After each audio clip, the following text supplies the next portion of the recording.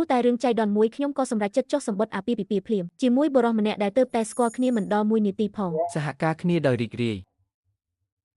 សូមអញ្ជើញលេខ101ទៅកាន់បញ្ចូលលេខ3ដើម្បីរៀបចំបែបបទចុះឈ្មោះលេខទូរស័ព្ទដែលអ្នកកំពុងហៅត្រូវបានបិទបងស្រីជីដូនមួយបេឈិនទើបតែកំដរខ្ញុំទៅពិនិត្យផ្ទៃពោះកូនប្រុសតាការរៀននាងពូកែជាងខ្ញុំគ្រប់សពនឹកស្មានមិនដល់ថាពោះខ្ញុំពូកែជាងនាងសោះណោះថ្ងៃហ្នឹងបេឈិនមិនទៅទេថ្ងៃក្រោយក៏មិនទៅដែរនាងកាត់ចិត្តទៅសុំទោសខ្ញុំត្រូវទៅតាមរកស្នេហ៍ពិតរបស់ខ្ញុំហើយ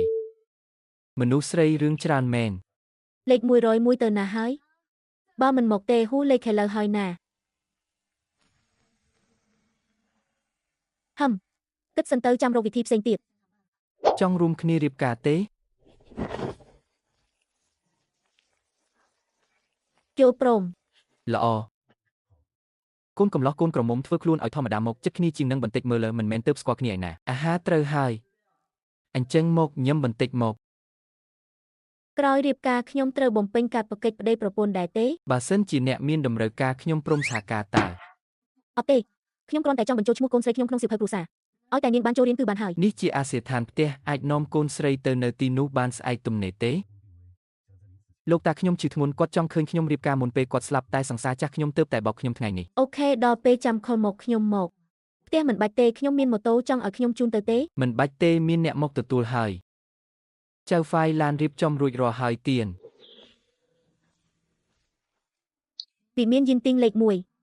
នេះជាផ្ទះកណ្ដាលក្រុងតាថែមទាំងជាតំបន់សាលារៀនល្អទៀតមិនដឹងថាគាត់ព្រមសិទ្ធគឺចូលរៀនឬអត់ទេ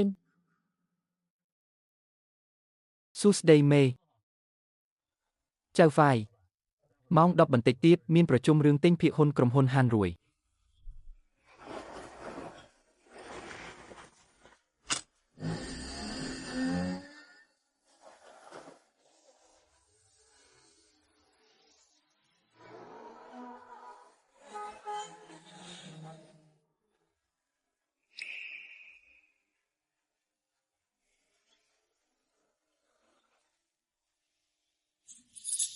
អីគេគឺមិនមែនជាកូនបង្កើតរបស់ឯងទេចុះនាងឈូសៀមានកូនជាមួយអាណាគេការនោះដើម្បីធានាបានរៀនបរិញ្ញាបត្រជាន់ខ្ពស់ខ្ញុំបានបញ្ឆោតលក់ឈូសៀតែមិននឹកស្មានថានាងមានផ្ទៃពោះតែម្ដងសោះហើយនាងនៅរឹងរូសចង់ទុកកូននេះទៀតបើអញ្ចឹងមែនពេលឯងបែកជាមួយឈូសៀមិនបាច់យកគឺមកទេចុះកាលណាឯងចុះសម្បត្តិជាមួយស៊ីវលីហាម៉ាក់មិនចង់ឲ្យចៅប្រុសច្បងម៉ាក់កើតមកអត់មានឈ្មោះក្នុងសៀវភៅគ្រួសារទេណាម៉ាក់ឯងកុំប្រញាប់ពេកឥឡូវប្លង់ផ្ទះមានឈ្មោះខ្ញុំនិងលីងឈូសៀទាំងពីរនាក់យ៉ាងហោចណាស់ក៏ត្រូវបោកឲ្យនាងលក់ផ្ទះចែកលុយសិនដែរថាហីចេះតែមិនព្រមចុះសម្បត្តិជាមួយខ្ញុំហើយមិនព្រមបញ្ចូលឈ្មោះគឺក្នុងសៀវភៅគ្រួសារសោះ